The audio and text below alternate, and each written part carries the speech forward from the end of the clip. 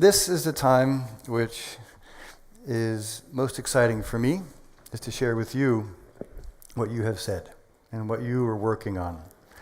Now, I have 20 minutes to share with you 5 working teams, and you spend a day and a half on it, and I get 4 minutes. So I will apologize to you and your team if you feel that you have not been represented. But what I can tell you, across all 5 of the teams, it seems, bar one, seems to be there's a pretty interesting degree of agreement. How you manifested and represented the different ideas varied, but there was some agreement which the team could pull out, and I think the discussion leaders shared this with me. So the first one was innovation. Now, excuse me for looking down, you're going to look up because I need to look at this to help. The starting point, it seemed like there was an agreement between these 3 domains where we needed to think about how we're going to be innovating around business models, business processes, and new products. And those new products were not just physical, but they're also digital and service products. So that was actually quite interesting. But then there were some interesting challenges and opportunities, looking for solutions. And what were the actions that we could take? So some of the biggest discussion points that seemed to be around collaboration. And this, I have to say, came up across all 5. How do we have, manifest, and protect a platform for collaboration that allows some shared data to occur without sharing, if you will, the family jewels, giving away any commercial advantage, to leverage our collective potential as a system, which was part of what we hoped to come away.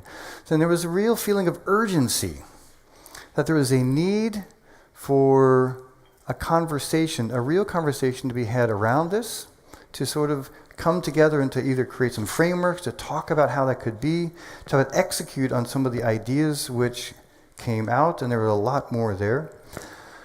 One of those was how to reinvest the potential of the carbon dioxide levies, so some of the climate change investments that come back into industry, so that when we're making our almost self-taxation, or when we have these taxations, that we can actually put it back into structured incentives, which will then permeate throughout the industry and create mutual benefit. Another part around innovation was to say, actually, we do quite a lot already, and we're not talking about it enough. There are pockets of innovation, and actually you need to amplify the positive. Take that and share that message so that those stories come out in a positive way. There are also some barriers. The barriers were fragmentation, that there seemed to be too many bodies. There's like a question, who's going to take the lead in this? There are many folks who want to put their hands up and say, we're going to do it, but who actually can do it in a meaningful and coherent and cohesive way? And there was a suggestion, not surprising, that this group, who have representatives from many of these bodies, could come together as a coalition to facilitate that action. And I thought that was actually really quite interesting. The fundamental message was, we are innovative, not innovative enough. There are things we can be doing to enhance it and get the word out. That was the first one. Those who were in that group, I just need a few, no, Chris, you got it wrong. All right? Okay, let's do the second one. The second one was around human capital. And I have to tell you, this is a story which is quite interesting, because there are many parallels in other industries to some of the messages which you pulled out. So a big message was, how do we attract, in this war for talent, which all of us feel, whether at the executive or say at the base level, how do we win that war for talent? And we recognize it's not going to be by saying the same things again and again and again, but it's actually looking for new ways to pull individuals in, but also to update our thinking about what this talent pool is, can, and needs to be. To have this awareness of the risk of no action, of not acting, the value of gender diversity, which, as Jen Bissell pointed out, yet she forgot to get the memo about wearing black. I think I got the memo. I think many of us did, but it was wonderful to have, as we do have in the room, diversity, but it needs to be increased. There was also a real interesting dialogue around the millennials, who in the millennial generation is wanting to get into our industry. What are we telling them?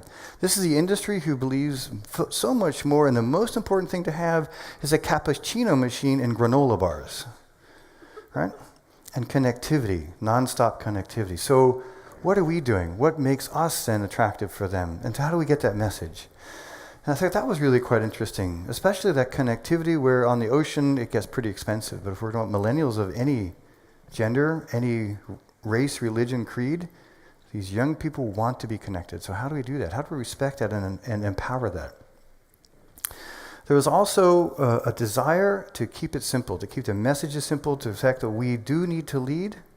We need to share the successes to amplify the positive again, and to collaborate on the image. And this was very interesting because it seems like, and again, many industries do this who have similar pieces, is that there's many messages being given, but they're not to the same, we're not talking about the same thing in a way. Some in a sort of talking about jazz, and others talking about classical, rap, and so then it becomes confusing messages. That can be a strength and can be a weakness. In this case, it was thought of as a weakness, but to collaborate on that.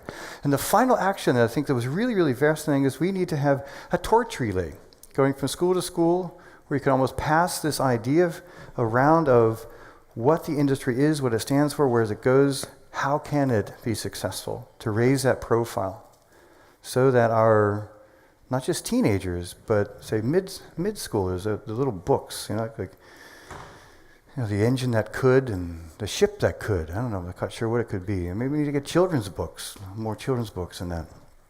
But to actually kind of get that message out and create a new program, to share those stories, to make it more experiential, that we are able to attract the millennials and the talent which we need. And finally, say right there in the core is an openness and need for transparency to shine that light on the best of the industry, not the worst, but to improve that worst, but talk about the best. I think that's really key, with that fight for talent. The next one was quite, for me, fascinating again, is the emerging markets. We had a conversation around this last year. These groups had a very, as they said, a very robust dialogue. They said sort of reflecting the market, where they're working.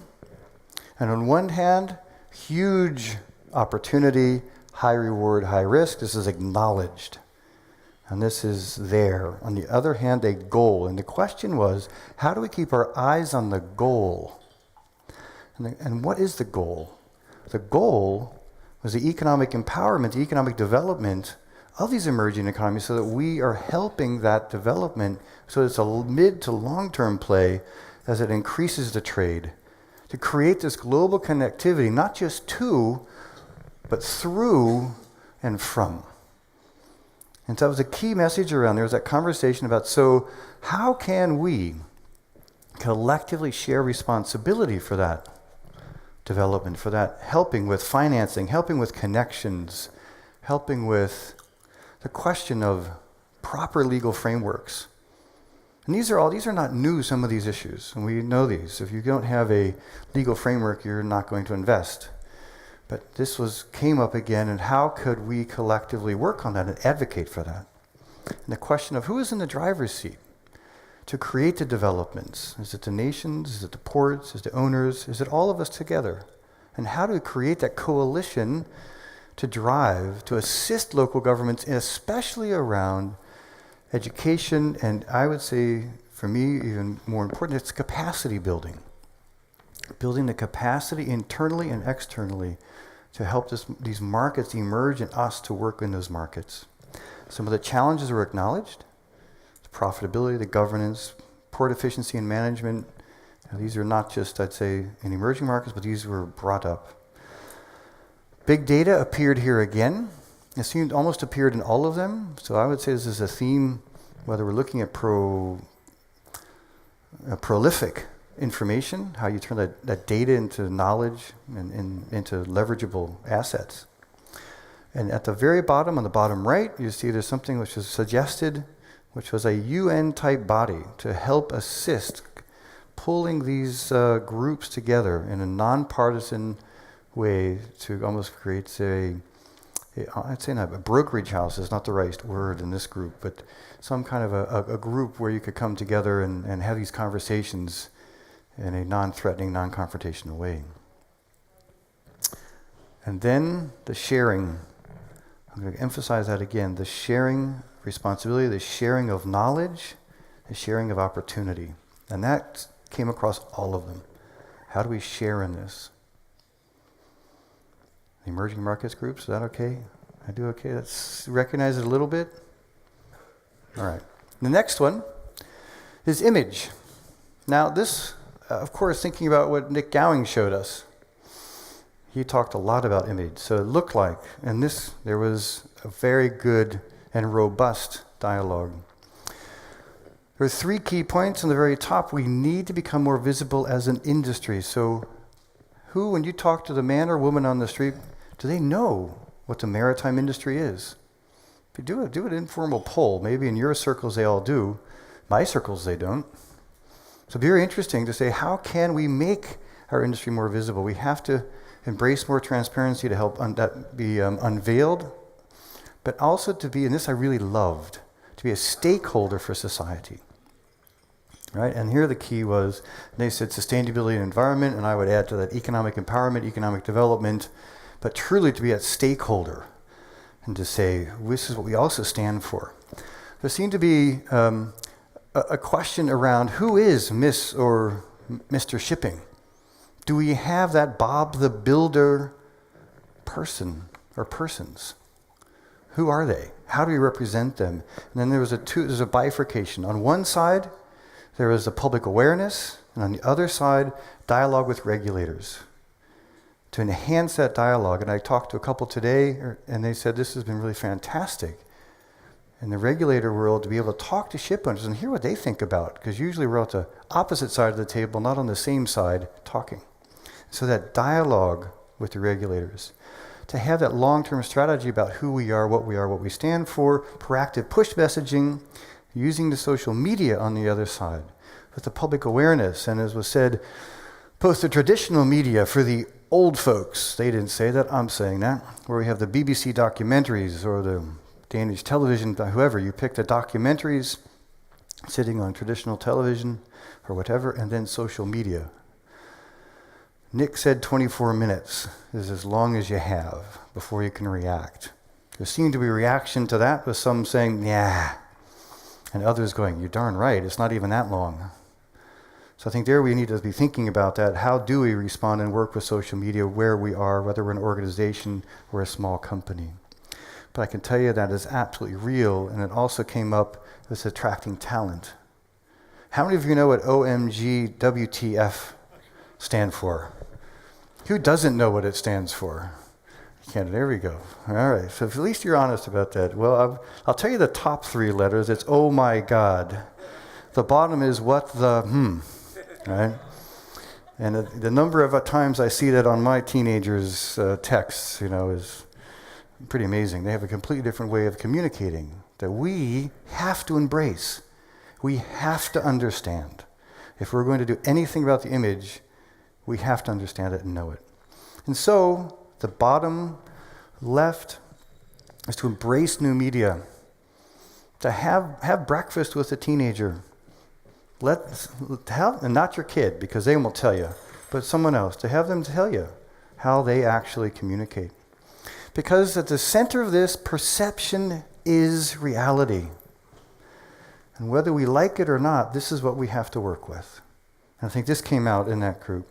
So then the other side is we need to identify and empower champions, both within our companies, with our communities, and give them and help them with those messages to get out and about, to get that image where we need.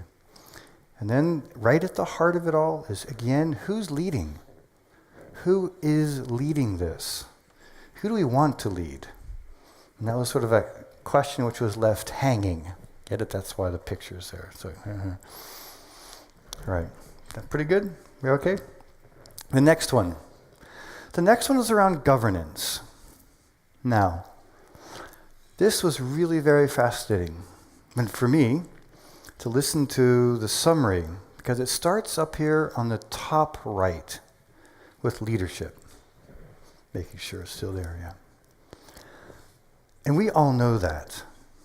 We all know that in this room, because you are leaders. You wouldn't be here if you were not a leader.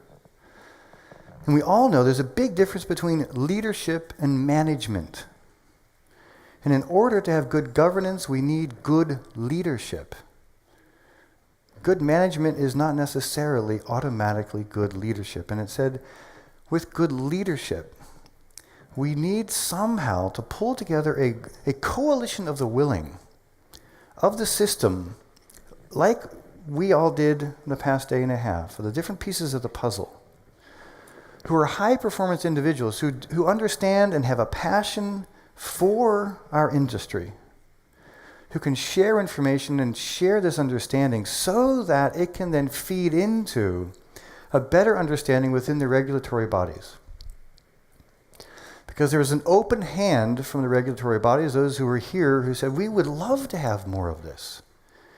We'd love to have more interaction, more information, better, stronger data sharing. Now, some of you can be cynical and say, right, of course they said that they had to. But here's a hand which seemed to be open and looking for this opportunity for an exchange, for a better understanding. And through that, potentially something like the DMF, the Danish Maritime Forum, could create a follow-up group, again, this coalition of the willing, to create a governance working group who could bring these individuals together. Is it every 6 months, who knows how long? But again, to increase the understanding, so that then comes the virtuous circle back up to the top right, and then be able to inform the leadership better. Because all of you have enough to do running the business you run. Each one of you. And the idea of the Coalition of the Willing from the governance group was to really put this systemic approach together with individuals, as you've done, can share that deep insight and to actually make it happen. And therefore, the more we understand of each other and for each other, the better the industry will be. How to do with that one, all right? So those were what we had. This is what you said. And I have to say, I was pretty excited about it. And all of you are staring up at this going, right, now what? So what we have next, does that look interesting to anybody? I'm kind of warm up here under the lights. What do you think? Thumbs up? We're going to do the Roman way right now. This is a dangerous thing to do. The Roman way, thumbs up, so or down. You got to cut my head off, please. So that's pretty good. Yeah. Yeah. I want to see him. Yeah, we have sort of. I'd say we've given ourselves an A minus. We have a few folks who are not so sure, which is fine. We want honesty. This is what this group's about, to get together and have an honest exchange. All right, it's really important. And in line with that, we have 3 individuals who we're going to bring up on the stage now to share some honest opinions, some views about what they have heard. I'm looking at you very hard now, honest opinions and views. And to share some insights, and then I've got a few questions for them, which they don't know yet. So I'm going to invite them up one at a time. So Claus, and I'm going to sit down, because when he stands up, he's going to be taller than me. And I'm just kidding. So Claus has been in the industry since a very young man. And reading his CV is quite amazing that he and I started just about in our professions about the same time. And I think you've been in Maersk almost the entire time, which as a company man is wonderful that you have been in there with the corporate memory. He joined the Maersk Group in 1981. He's been in Hong Kong, Singapore, managing director, senior vice president. I can go on and on and on. I'm not going to because we don't have all that much time. But Claus, if you could come up onto the stage, it would be wonderful. Let's give him a hand. Come on up.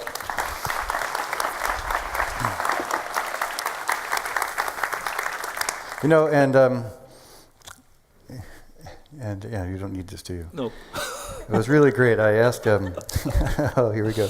I asked Fleming, I said, so what can I say about Claus? I said, well, you know, he's a tall man, but people listen to him, not just because he's tall. I hope not. Because he actually has something to say. And so we'd love to have you share some of your insights over the past couple of days. I'm going to let you go ahead and chat for a couple of minutes. I'm going to bring the other two guys up after that. Thank you, Chris. And just to make a point, I remain standing while I'm I'm talking. It's not a joke. I am taller than Chris.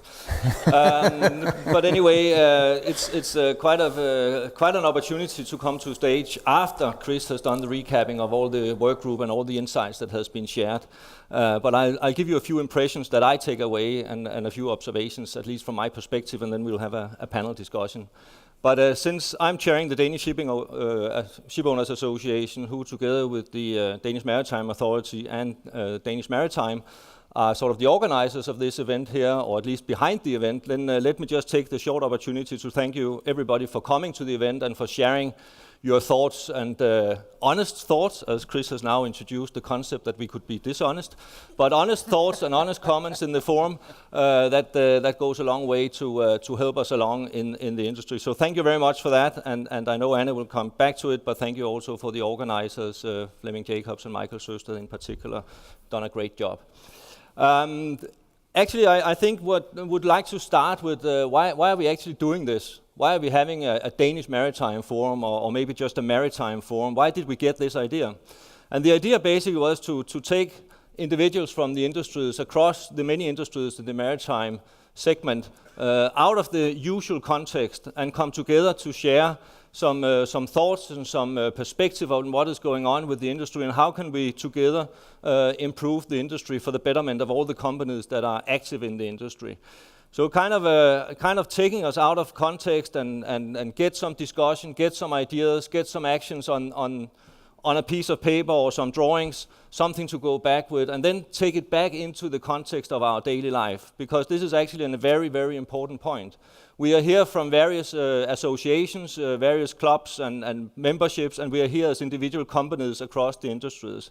But one very important point to make is that most of what you have just seen in the 5 drawings will only happen if we individually make a contribution to take it back into our daily lives and into wherever and however we can influence, whether that's government, whether that's customers, whether it's the public or whatever it may be.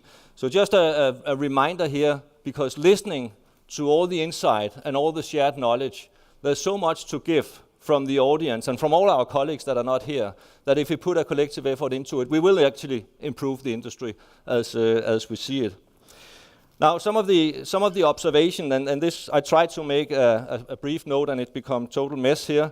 But some of the things that I've picked up on walking around together in the different groups is actually an incredible gap. So what I hear all the time when you come around, that is that we are not organized, we are not having a common voice, we do not have our information together, we don't share information, and the public, anybody outside the industry basically, does not know what we are doing.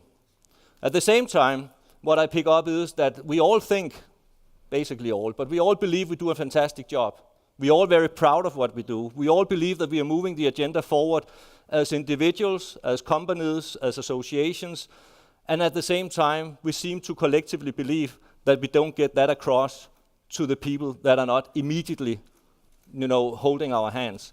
I just said, there's a gap between regulators and industry, clearly. And it's recognized on both sides. It's not a secret. There's a gap between the public and what we do. There's even a gap on technology. We heard several voices up here say, why don't we pick up, why don't we learn from one ship to the other? Why don't companies learn from one project to the next? And why don't we have better technology development and improvement that actually takes the industry further instead of just taking individual performance and improvements further? Huge gaps between associations. You saw some of the points here on the page. Why don't we have a common voice? We do, but we don't manage to use the common voices because there are more. We have ICS, we have BIMCO, we have IMO, there are many places, of course. But actually, if we think back, it all comes back to the individual memberships of all these associations to be better aligned. Not that we have to sit and agree on everything, but we have to give a little and take a little in order to let the associations actually make progress. And in my opinion, and that's also what I pick up on some of the forums out here, or some of the work groups, is that we have to a certain extent been derailing progress by not being able to agree on sort of minimum standards, minimum things that we would like to put forward. We can't even get our governments individually to back up the IMO. So that's why IMO is actually, now I'm saying it without meaning it in that way, but the IMO regulation is flawed to a certain extent, but that is because we cannot get our governments collectively to back up behind them. So we have a huge job to do.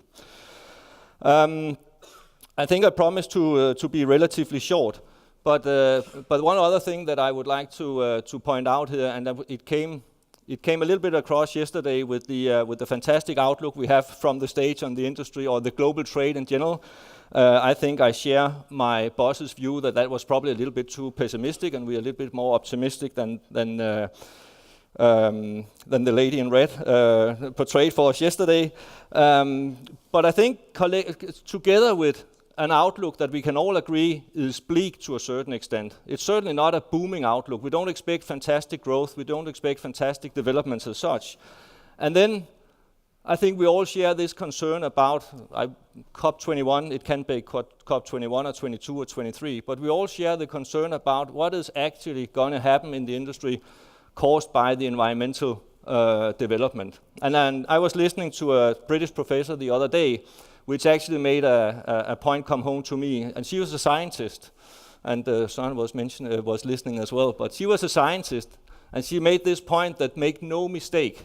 We as scientists are brilliant at pointing out the problem, but we will not bring you the solution.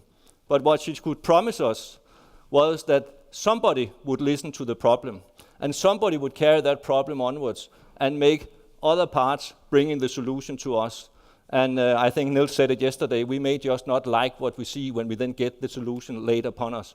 So I think we have a huge effort in front of us in actually getting ahead of the game, making sure that we proactively establish the baseline and show the world how fantastically we are doing in order to curb the impact from outside factors. Because none of us actually mind to up our game and perform better than we do today. Yeah, I could a lot about talent and how we develop our people and so on. But let me end up by saying that the Maritime Forum we've now had last year, we have this year. We have ambitions of continuing the success. I hear that around in the corners that the format, the way that we exchange views, are well received. What we now have to figure out, because this is the second year, how do we get something out of this? And I think coming back to the 5 drawings, it's hugely ambitious. If you look at that, I mean, it would be a fantastic achievement. And make no mistake, all the companies in the room, we will compete head on. We will not give away advantages as such unless we can get to a point where we see that it is for the common betterment, not to bring up our competitors necessarily, but to improve the industry whereby we can all compete better and provide more value to the world. So I think it's extremely important that we now somehow find the way to take all the input and all the conclusions of this forum further. And I am committed to at least do my part in the Danish Shipowners Association, in the International Chamber of Shipping, where I also sit, and then also, of course, on the Maersk home front to make some of these things happen. So with that, I thank you, and I look forward to the questions, I think. Thank you so much, Claus. Wonderful. So, oops, there we go. That's going to fall out. Our next guest who's going to come to the stage, Michael Parker. Michael has also been a company man, so I can read from here with Citibank. Is that correct, sir? Yep. Don't come up yet. Oh, wait, just 2 seconds. He is also a global citizen here, lived in all different parts of the world, London, New York, Tokyo, Hong Kong, corporate head of banking regional corporate banking head for global industries, EMEA, vice chairman of EMEA banking, construction industry, which is then dear to my heart, shipping division in London. I mean, your pedigree goes on forever. But now, what Fleming said. Michael, whoops, whoa, there we go. How'd that that falls out. Oh, here we go. Ready? 1, 2, 3, and we'll do that. Michael, ooh, I pulled it all the way up. There we go. Just a mic. Here we go.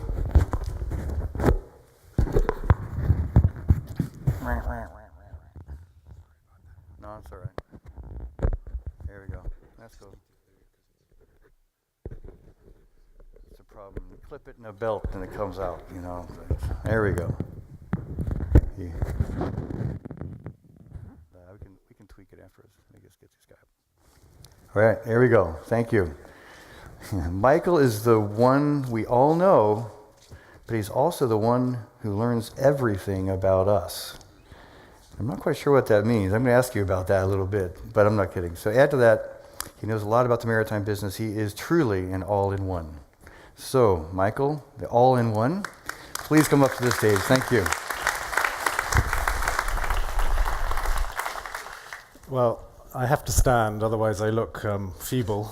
And I'm just taller than Claus when he's sitting down, so it's okay. I have to say something first, and that is, my name is Michael, and I am a banker.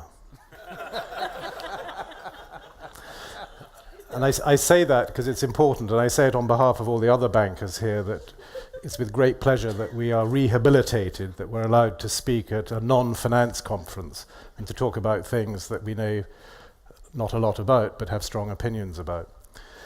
I have spent 38 years in Citi. My wife still says that my career has failed, but I won't go into that. And 30 of that 38 years I have been involved with the shipping industry.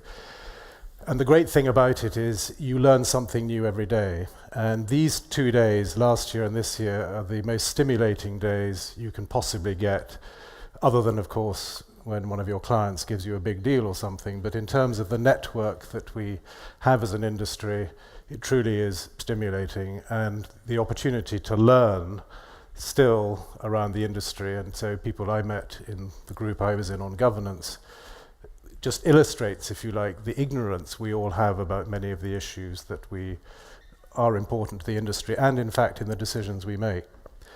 As a guest, I want to thank the Forum and the Danish Shipping Organization, if you like, for inviting us all here, because without that initiative, we wouldn't be here, or we'd be paying £1,000 to some other organisation to network and to have people tell us what we already knew. The value of bringing everyone together is that we do learn and we continue to network.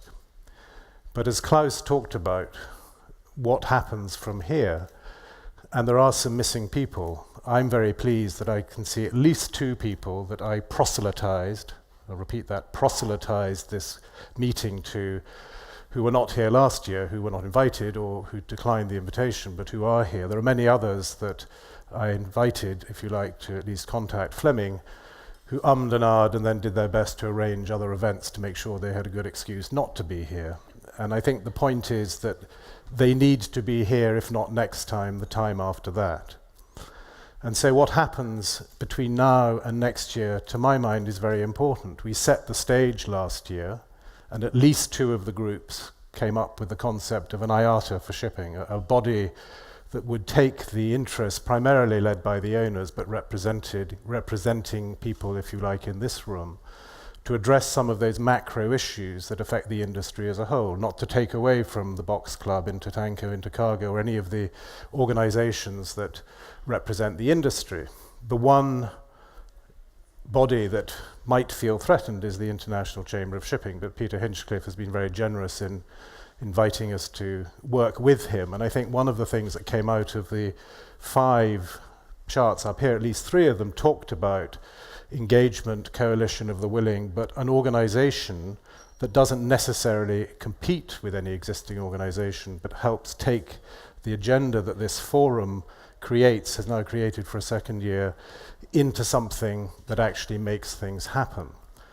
And sometimes it is the outside that needs to keep the existing organizations on their toes and not represent a threat, but represent an additional prod, if you like. And because it is representative of all of us as a group, as opposed to a single company or a single sector of the industry, it therefore could carry more weight. But we have to move on at some point from the Danish Maritime Forum. I think we've been told that this event is here for another year after this. But as we set the stage last year, and I think advanced the discussions in a different but equally positive way this time, we've got to do something between now and next year. At least that's my view. It's a personal opinion, but certainly in the groups that I was in, I think that view was shared. So coming out of this, there has to be something that works on these 5 issues, or at least some of them, on an ongoing basis that develops something for the agenda in a year's time, so that that is already established before the DMF becomes something else. And our group, we decided to call it the IMF, because that way we can solve the financing issues of the industry at the same time. But let's assume it's the International Maritime Forum, wherever it's held in London or Shanghai. I won't be blatant in advertising London, unlike the British shipping minister, but no doubt it will move from somewhere. And the work that the Secretariat do here should continue. This isn't about pride, but the missing people. That this industry is notorious for people being nationalistic to some extent. We're in a global industry, but to some people, where the ideas come from seems to still be important. And so I think this event, after 3 successful years, will be held somewhere else, but let's not just have another meeting in 2 years. Let's do some work between now and then. So when it moves out of Copenhagen, that actually it is alive and working, and there's something that can be taken to that next city. Before I sit down, the other thing I want to say on behalf of all the bankers here, there is no shortage of money. Don't let anyone tell you that. But there is a shortage of capital, and this is what is important. And I was accused by a fellow banker of being a socialist in my group, which is about as rude as you can get to me. And it was because I was advocating greater regulation. It's either the Stockholm syndrome or sadomasochism, that when you are regulated as much as the banks are, you want everyone else to share in the same pain. And maybe that is one of the answers, that actually fair regulation, I think the Danish shipping minister put it very pithily. It was probably his longest sentence, but he put it very pithily about international regulation needs to be fair. What we have to do in some of those organizations that serve the industry is to fight on the industry's behalf for capital. We have limited capital because our regulators want to make sure we have a lot of capital these days, given what happened before. So those of us in banks have to fight for that, and we have to be advocates for you with our organizations. That's why it is so important that what the industry does looks good, that the facts are clear, that the importance of the industry to the global economy is clear. And I think we've made huge advances in that. And to Maersk's credit, the great change in the policies of this company has been a really significant feature, I think, in the leadership that they have shown. But that is very important. Where we fight for capital, we can then help the industry. Banks no longer have any hobbies. Boards of directors, as you know, of certain banks took a decision to leave the industry. We're seeing a massive exit, if you like, of capital as banks leave the industry. So what is important is that the story is a good story, and that those of us who support this industry are there to help. So again, thank you very much for inviting me, and I look forward to the discussion. Thank you. Thank you very much, Michael. So we had the fight for talent, and now we have the fight for capital. And that's a good one, a good message to share. Our last guest in the panel for the closing is also a wonderful, wonderful guy who has not been a lifer in the same sense as the rest of us up here. Randy Chen, who's the vice chairman of Wanhai Lines. He is currently responsible for the international business development across different departments, including joint venture efforts with other lines, long-term investments, port terminal relations, and investor relations. Now, it's very interesting to me because I had the pleasure of sharing a table 2 nights ago with Randy, and to hear him talk about his career, where initially he grew up in the shipping industry, in the maritime industry, in the maritime world, as a member of the family, a shipping family, and thinking, there's no way I'm going to go into that. And then coming out and looking back in and thinking, actually, it's the place I want to be. And I think that is really a great message. And as Fleming said, Randy is the one who is a perfect example of a successful succession and a great young executive. He's not been the one to push himself forward, but he will be the one we will see. So with that, Randy, welcome to the stage. Thank you. You're welcome. Thank you. First of all, I definitely want to thank Fleming, the rest of the organizers for this wonderful opportunity to be shielded from the elements, but more importantly, to take part of such a dynamic experience. As Chris pointed out, I don't have the extensive experience in shipping that many of you do. But I have been to enough of these events, conferences in all different parts of the world to appreciate that this event is very special. And hopefully what you take away from this event also echoes the same, whether this is the first time you've been here or even the second time you've been here. Before I attended last year, to be honest, I had no idea what I was getting into. Morten had alerted me to the opportunity, and I tried to say, what do I have to prepare? Do I have to do a presentation? He's like, no, just come, just show up and participate. And I think all of you that are here in this room can appreciate that is truly the center of what happens here. Participating, working with other accomplished, seasoned professionals. And what I took away from it, and I continue to take away from it, is that when you're in your own offices, when you're in your own corporate environment, or even if you're in your own industry meetings, the natural thing to do is to always feel, I'm alone. I'm fighting this battle myself. It might be the battle against regulation or policymakers. It might be the fight for capital. It might be because I'm trying to attract people to the organization, or I'm trying to grow in this very challenging environment. But I think what's really empowering in an environment like this is just the fact that there is common recognition that we are not alone. We actually are facing the same type of issues. It might be in bulk, it might be in offshore, it might be in ports, it might be in policy making. But the reality is there is tremendous comfort in that all of us suffer collectively in similar ways. And so that's why I think when we go into these different elements, the different themes, last year we tackled it from the maritime systems. I actually came into it thinking, oh, well, I did technology last year, so this year I'm going to do policy making just to kind of shake it up. And it wasn't until this morning until I realized, oh wait, it wasn't at all about the maritime systems that we're trying to solve. It's really about these themes, the working groups where there's an image and governance and emerging markets, so on and so forth. So there is a difference. There is a difference between year one and year two. But the best thing about it is just that the dialogue present is engaged. It's something that is informed.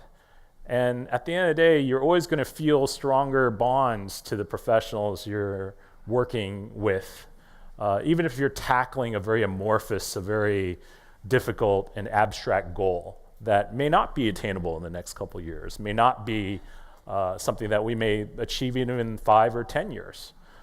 But the reality is nothing happens until you try. Nothing happens until you participate in the process. And that's something that I've learned, I've taken away from these 2 years.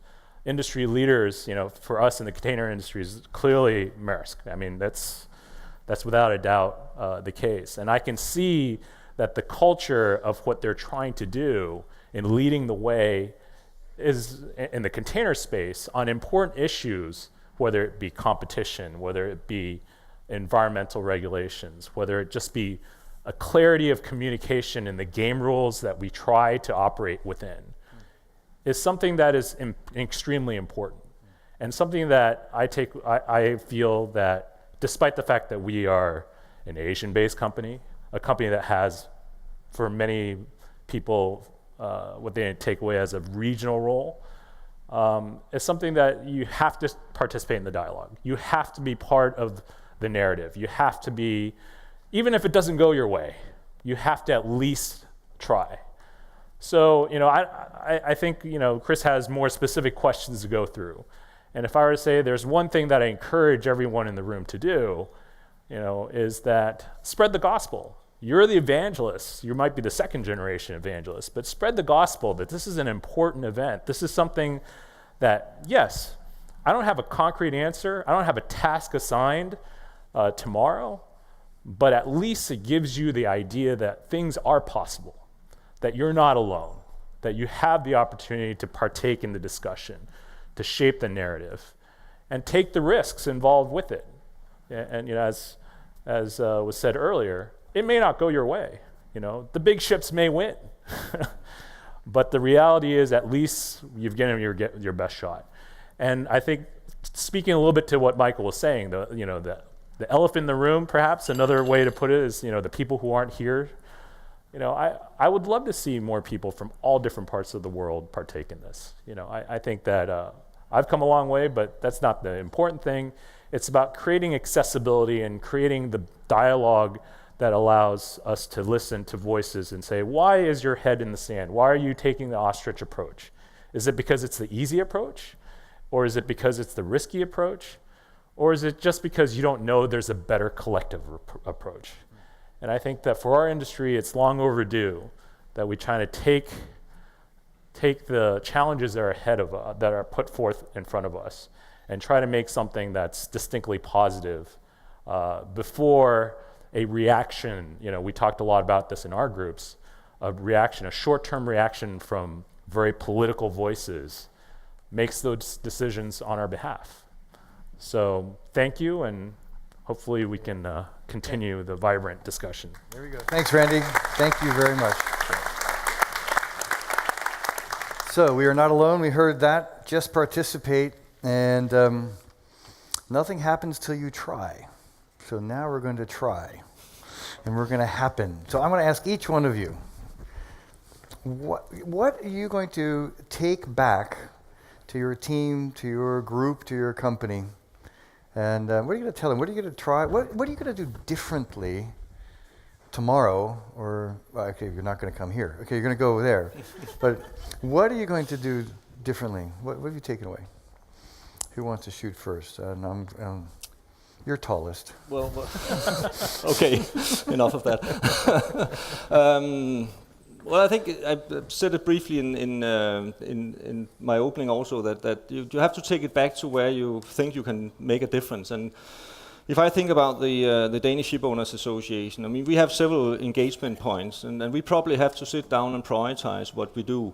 How do we act up against the national authorities, and how do we actually choose to act up against the international associations that then bring our views onwards? How do we spur our government on to make the right decisions, sometimes faster, whether it's for or against, doesn't matter, but faster. So I think there's a prioritization being done on the local level, if you like. Then on the international level, when we go to let me use ICS as an example. We can all. I think we've been through a period where ship owners and national associations have had their hobby horses and have had difficulties climbing down from them, including Denmark and a lot of others. And it just doesn't bring us along. And it's back to this point that if we don't get along proactively, then something will happen without our interference, without us having the ability to bring data, knowledge, whatever to the table, and then we don't like what we see when we get the outcome. Yeah. And then of course there's the home front, so to speak. So what do we do within Maersk? And I don't have concrete answers. I also think there's a lot to digest from the work groups. Okay. But there's certainly some. Within Maersk we have tankers and we have liners, and even with those two may have different views on how the industries are performing. Sure. So there's also alignment issues within the Maersk group. So let's just face that and work with it. And very often, just as you said, and very just to face it and talk about it, right, is probably very often one of those elephants. But to do it in a very non-confrontational way, which we tried to create here, I think is really great. Michael, Randy. Well, what are you going to do? I'm going to follow up on some of the things I discussed with people I either hadn't met before or want to share a commercial idea. As Claus said, he's not about to hand over the keys to his competitors, and nor am I. And what we have to do in banking is, someone said about shipping, it's not a team sport. Well, banking to some extent is a team sport, because long gone are the days where banks would write checks for $1 billion or whatever. So we all have to work together as banks for the industry, but equally we've got to, I think, help promote the change that is taking place. It's not just about capital and the cost of capital for us and therefore for the industry. It's about provoking, if you like, some of the positive change, and doing that, I think, requires, a solid foundation of knowledge. So those areas that, we still need to continue to learn about, that's what I will follow up. Can you give like one or two of those areas, like very concrete? Can you just say,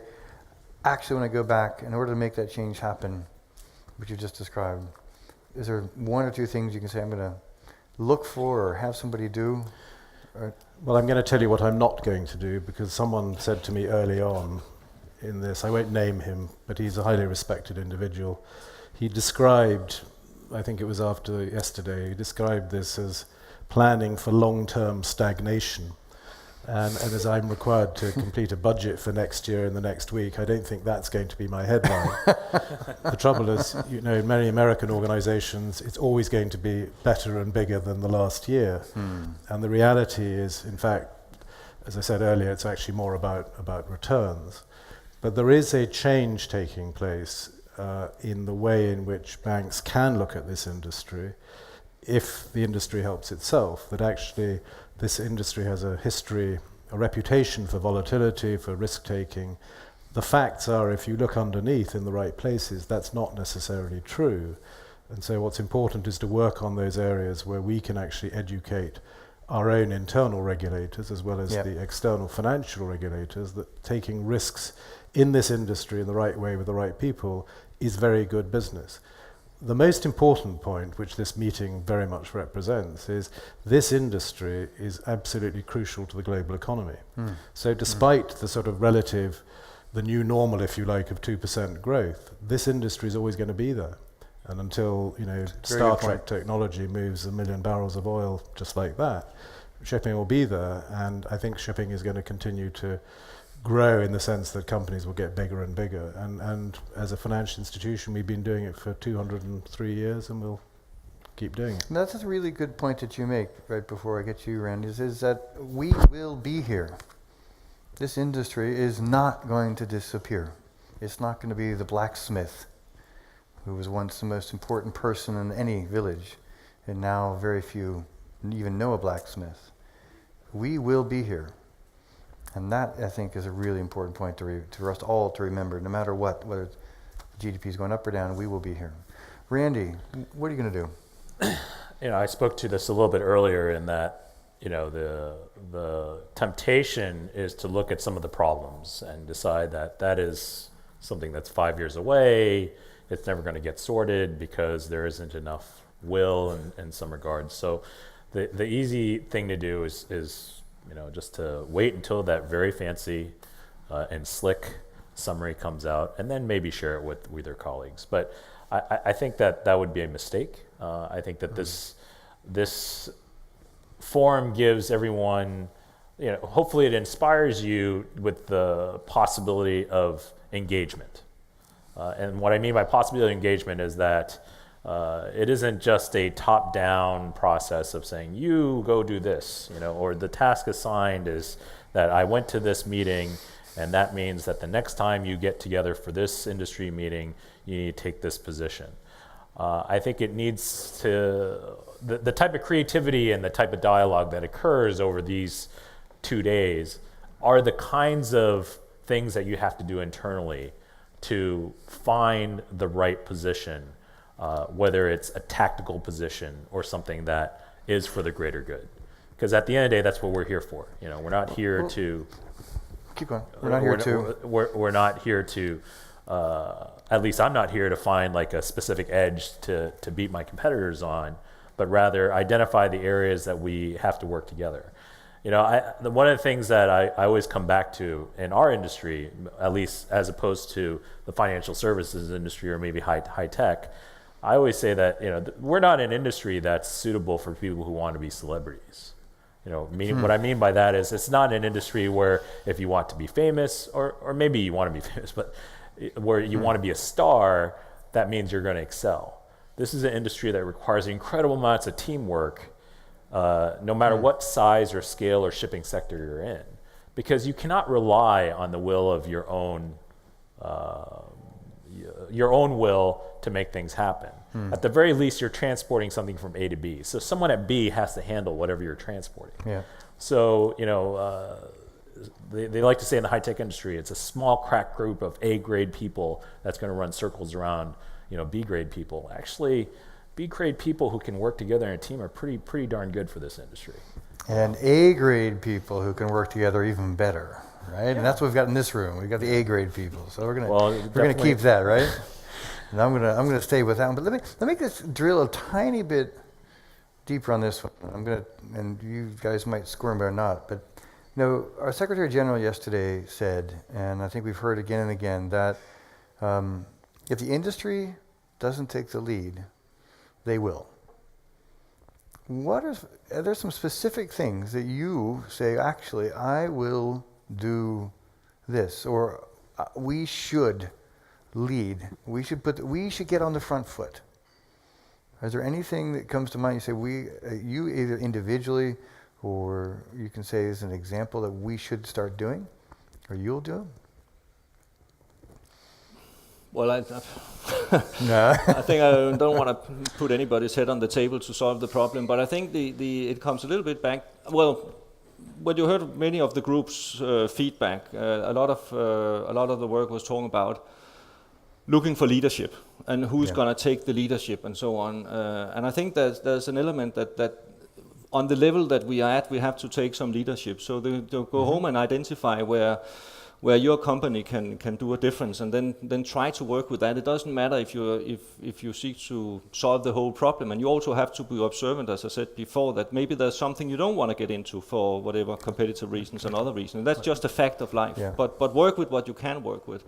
One specific thing that I think was sort of came up also in the other room was when we just had the UN 17 Sustainable Development Goals. Yep. If we are not very careful, shipping falls into a category of destroying one of the goals. And we have to make sure that shipping in the maritime world is portraying to, yes, we have an impact here, but we have a positive impact in 3, 4, 5 others. I mean, reducing poverty, developing countries, bringing food to everybody. Yeah. So we need to find a way to balance that that situation. But that's a little bit back to the big scheme of things. But we all have a role to play to bring that message forward, because I don't think it's enough that a few companies try to make a green profile if the industry as such does not back it up. Together, yeah. And I'm not talking about everybody going green. I'm just talking about portraying where we are actually, and that I think that will take us a long way. Yeah. So that was maybe not a personal commitment, but yeah, you got pretty close. Two other victims. You wormed around a little bit.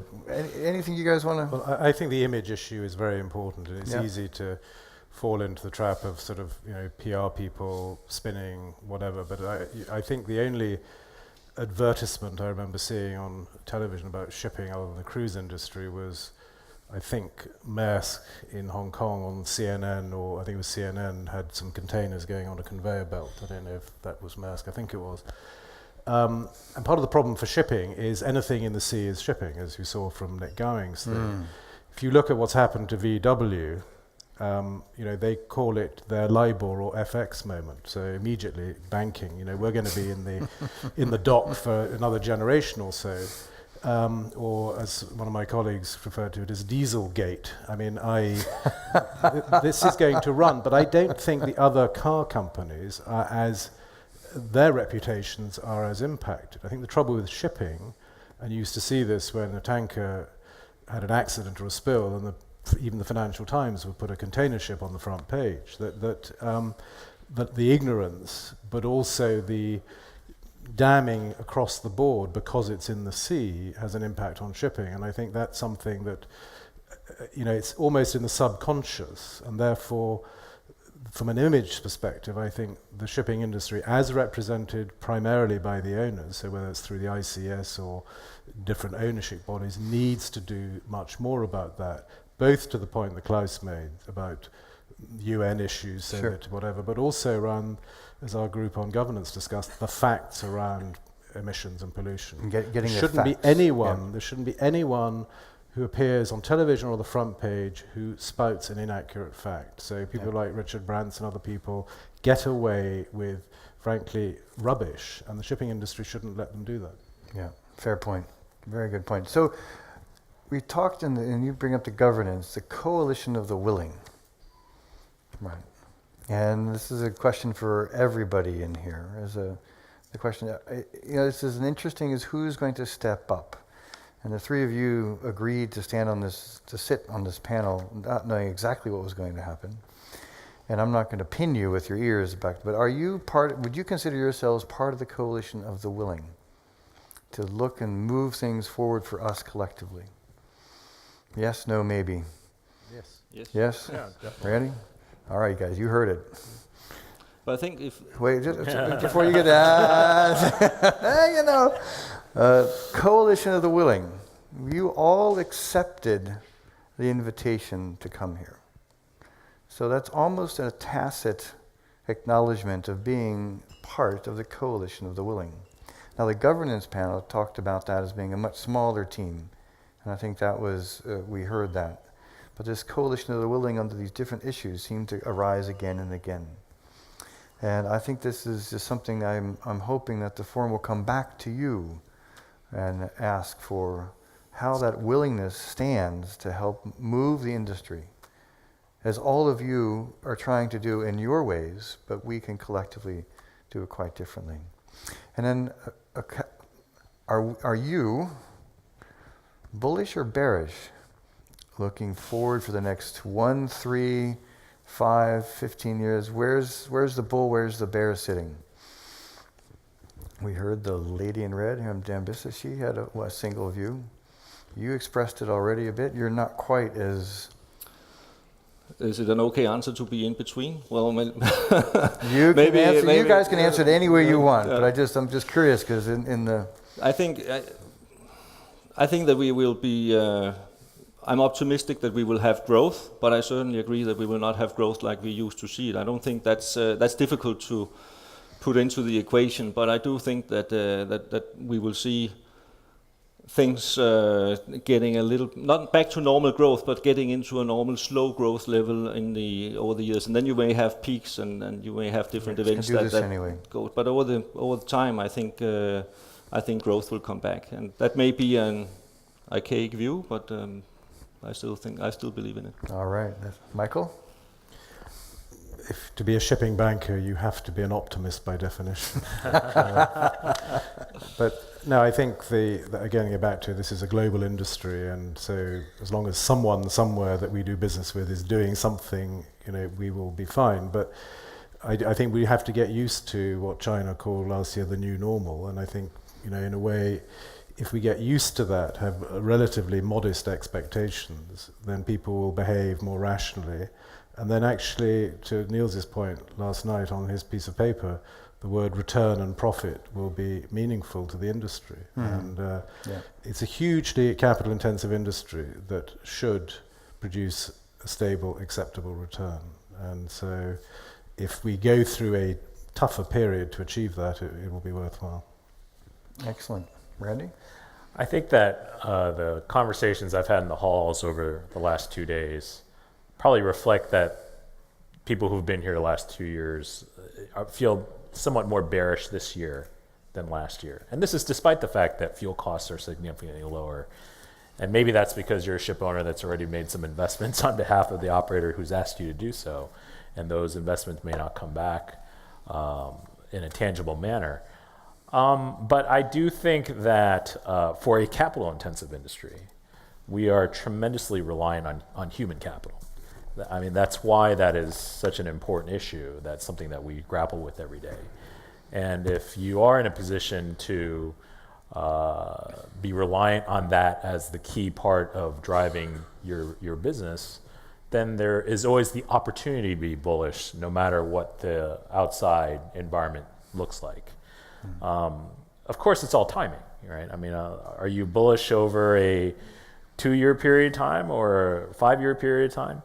But I like to think that just the fact that you have people who so many people come back, and also the fact that you have people who are still willing to try different financial models, different interactions with policymakers and so on and so forth, allows for at least some better prospects once again than if the doors were closed and the lights were off and the blinds were shut.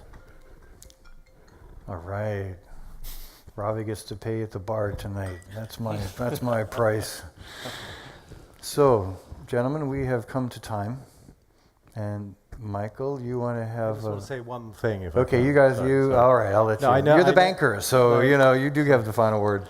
Well, no, I know that Fleming will be thanked, but he's standing there at the back, and I just wanted to record the fact, and I have Richard Mead's permission, that Fleming was awarded a Lifetime Achievement Award last week at the Lloyd's List Global Shipping Awards.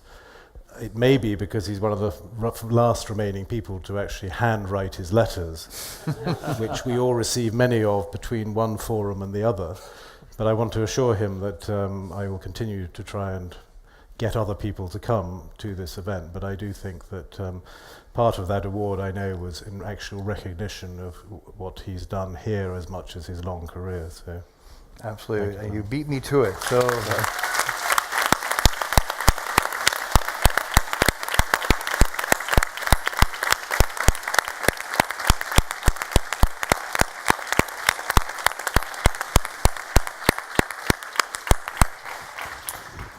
And along with that, Fleming and gentlemen, thank you for your leadership.